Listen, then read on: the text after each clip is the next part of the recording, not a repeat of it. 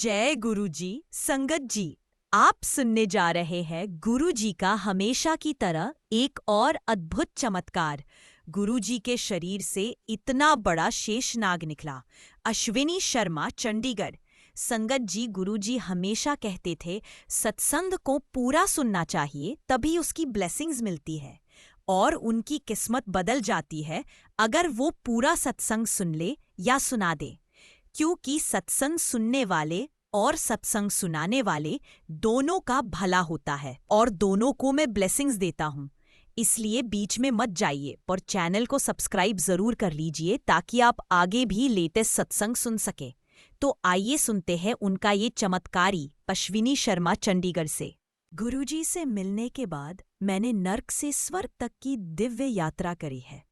मेरी समस्याएं मेरे विवाह के तुरंत बाद ही प्रारंभ हो गई थी। मेरी पत्नी गीता को कष्टदायक अस्थमा रहता था। वह रात रात भर सो नहीं पाती थी और घबराई रहती थी, क्योंकि उसकी माँ भी अस्थमा से पीड़ित रहती थी। अतः उसे पता था कि इस रोग की पीड़ा कैसे रूप धारण कर सकती है। जैसे यह कम नहीं था, मेरी बेटी तानिया को भी दमा हो गया।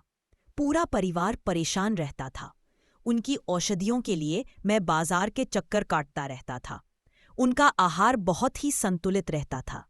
वह अति क्षीण हो गए थे और उनके शरीर और मुख का रंग काला पड़ गया था। फिर इस दास को गुरुजी के दर्शन का सौभाग्य प्राप्त हुआ। केवल गुरुजी को ही हमारी नारकीय जीवन का ज्ञान था। वह असंभव को संभव सकते थे। इस प्रकार गुरुजी के मात्र कल्याण कर दित्ता कहने से गीता और तानिया दोनों स्वस्थ हो गए। किसी ने मेरे से पूछा कि किसी के कल्याण कर दित्ता कहने मात्र से कोई असाध्य रोग से कैसे मुक्ति प्राप्त कर सकता है। वास्तव में मनुष्य के लिए यह संभव नहीं है। पर गुरुजी तो स्वयं ईश्वर है और ईश्वर वह कर सकता है जो सामान्यतः सबके लिए संभव नहीं है। गुरुजी के आशीष सर्वफलदायी है। अपनी पत्नी और पुत्री के स्वस्थ होने के पश्चात मुझे लगा कि मैं स्वर्ग में हूँ। थोड़े दिनों बाद मुझे गुरुजी की सहायता की आवश्यकता पड़ी। 5 अगस्त 2004 की रात्रि को मेरी छाती में पीड़ा होने लगी। चिकित्सक के पास जाने पर उसने प्राथमिक चिकित्सा देकर मुझे घर लौटकर पूर्ण विश्राम करने को कहा। प्रातःकाल उठने के आधे घंटे बाद वेदना पुनः आरंभ हो गई। उसके साथ ही बाईं भुजा में भी पीड़ा थी। सब लक्षण हृदय रोग के थे। चिकित्सक ने पुनः प्राथमिक उपचार करके मुझे लुधियाना के हीरो हार्ट सेंटर में ईसीजी करवाने के लिए भेज दिया। मैंने अपने एक मित्र से मुझे गुरुजी के पास ले जाने की विनती करी। अगले दिन 6 अगस्त को उन्होंने मुझे गुरुजी का चित्र दिया। मेरी वेदना तुरंत समाप्त हो गई। 7 अगस्त को चिकित्सकों ने परीक्षण करने पर देखा कि मेरे हृदय की 2 धमनियां बंद थीं और उन पर शल्य चिकित्सा करी। उसी दिन संध्या को मेरी हृदय गति रुक गई। मुझे मृत घोषित कर दिया गया। तथापि चिकित्सकों की इस घोषणा के बाद मुझे पुनः चेतना आ गई। मुझे यह ज्ञान नहीं है कि कितना समय बीत गया था। चिकित्सकों को झटका तब लगा जब मैंने उनके मेरे नाम और पते से संबंधित प्रश्नों के उत्तर दिए। यह देखकर कि मैं उनके प्रश्नों के उत्तर दे रहा हूं, वह मुझे तुरंत शल्य कक्ष में ले गए। उन्होंने स्वीकार किया कि मैंने उन्हें अत्यंत भयभीत कर दिया था। मुझे पता है कि मैं आज गुरुजी के कारण जीवित हूँ। मृत होने के पश्चात केवल ईश्वर नव जीवन प्रदान कर सकते हैं। अतः गुरुजी ईश्वर है। शीघ्र ही चिकित्सकों ने पूछा कि मैं चिकित्सालय में क्या कर रहा हूँ। क्या मुझे घर नहीं जाना? निश्चित ही मुझे जाने की उत्सुकता थी। संगत के 2 सदस्य और मित्र, श्री नरेंद्र और उनकी पत्नी, मुझे दिल्ली से मिलने आए। उस समय तक मैं काफी स्वस्थ था और घर आ गया था। 2 सप्ताह के बाद मैं गुरुजी को अपना आभार प्रकट करने दिल्ली गया। गुरुजी के यहाँ मैंने चिकित्सकों के खान पान के परामर्श की अवज्ञा कर लंगर ग्रहण किया। मैंने टिक्किया और गोलगप्पे प्रसाद के रूप में खाए। अब मैं पूर्णतया संतुष्ट और स्वस्थ हूँ। मैं गुरुजी की कृपा से ही लिख पा रहा हूँ। गुरुजी से मिलने के पश्चात मुझे प्रतीत होता है कि मुझे इस संसार में सब कुछ प्राप्त हो गया है। मैं अति प्रसन्न और चिंता मुक्त हूँ। गुरुजी ने मुझे अपने अनेक अन्य रूपों में भी दर्शन दिए हैं। अनेकों बार उन्होंने ऐसे असंभव दृश्यों के दर्शन कराए हैं जो सामान्यतः नहीं दिखते। एक दिन जब मैं गुरुजी के पास बैठा था तो गुरुजी मेरे सिर से मेरे शरीर में प्रवेश कर गए। मैंने सोचा कि थोड़ी देर में वह बाहर आ जाएंगे, पर ऐसा नहीं हुआ। जैसे ही यह विचार मेरे मन में आया, मैंने देखा कि वह बाहर आए और उन्होंने शिव रूप धारण कर लिया। माँ गंगा ने उनके केशों से निकलकर मेरे शरीर में प्रवेश किया। उसके पश्चात उनके शरीर से शेषनाग ने निकलकर इस दास के कपाल से प्रवेश किया। शेषनाग ने ओम नमः शिवाय मेरे पूरे शरीर पर लिख दिया।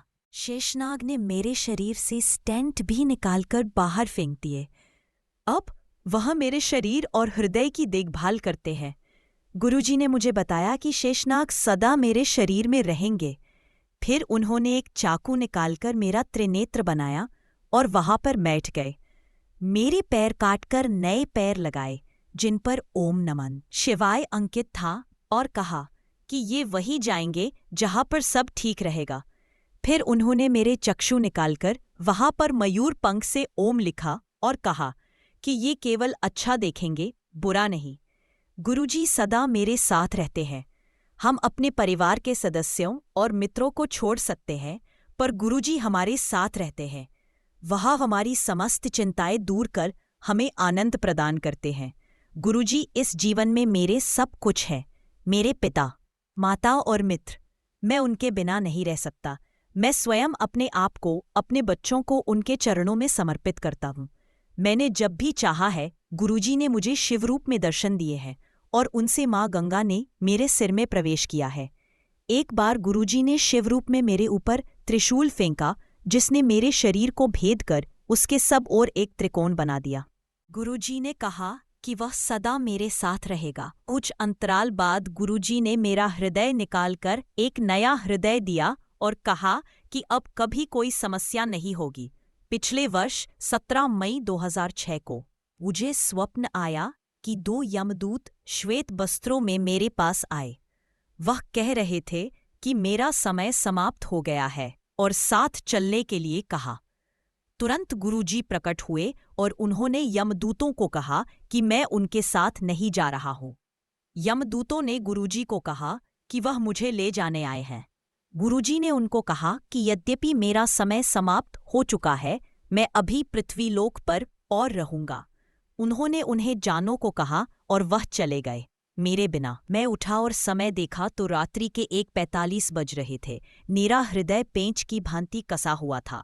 गुरुजी ने पुनः मेरी जीवन रक्षा करी थी और मैंने उनका धन्यवाद किया। उन्होंने मुझे बार बार जीवन प्रदान किया है। मेरी उनसे विनती है कि वह 100 जन्मों तक मुझे अपने कमल चरणों में स्थान दे और मैं उनकी अभिलाषा के अनुसार कार्यरत रहूं। मैं अपने आप को उन्हें सुपुर्द करता हूँ। मुझे उनके साथ अपनी अनुभूतियाँ का अधिक ज्ञान नहीं है। जब भी मैं उनकी ओर देखता हूँ, मुझे आकाश से उनके दिव्य रूप पर गुलाब की पंखुड़ियाँ गिरती हुई दिखाई देती है। मैं उनकी दया से नर्क से स्वर्ग तक गया हूँ और प्रार्थना करता हूँ कि मैं उनकी आशा के अनुरूप कार्य करता रहूँ और किसी भी कारण से कभी भी विचलित नहीं हूँ। अश्विनी शर्मा, चंडीगढ़। संगत जी, तो ये था हमारे प्यारे गुरुजी का एक और चमत्कार। अगर आप अपना सत्संग साझा करना चाहते हैं तो कृपया केवल साफ आवाज में रिकॉर्ड किया गया वॉइस नोट ही नीचे डिस्क्रिप्शन में दिए गए नंबर पर आप अपना सत्संग भेज सकते हैं। क्योंकि गुरुजी हमेशा कहा करते थे, सत्संग सुनने वाले और सुनाने वाले दोनों को मैं ब्लेसिंग्स देता हूँ और उनकी किस्मत बदल जाती है अगर वो पूरा सत्संग सुन लें या सुना दें। संगत जी, आपका सत्संग जरूर पोस्ट किया जाएगा और आपकी जानकारी गोपनीय रखी जाएगी। गुरुजी के ऐसे ही अमृत जैसे लेटेस्ट सत्संग रोजाना सुनने के लिए सुनो गुरुजी चैनल को लाइक, सब्सक्राइब और शेयर जरूर करें और शुक्राना करें। जय गुरुजी। ओम नमः शिवाय। सदा सहाय।